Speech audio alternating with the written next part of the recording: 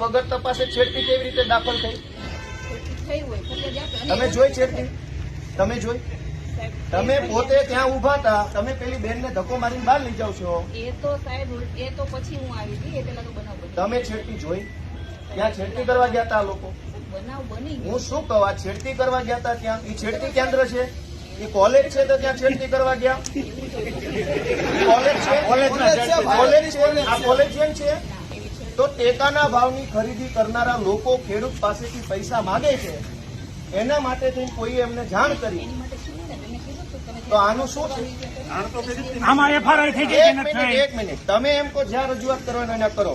પ્રાંત અધિકારીને 18, 19, 20 તારીખે 3 વખત રજૂઆત કરી.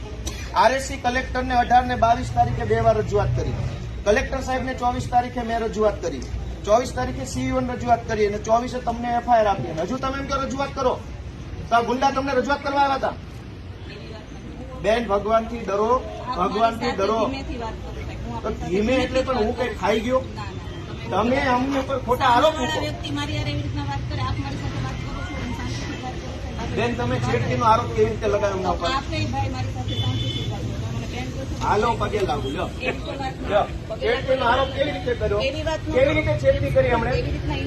નહીં, કેવી રીતે છેડતી કરી હમણે?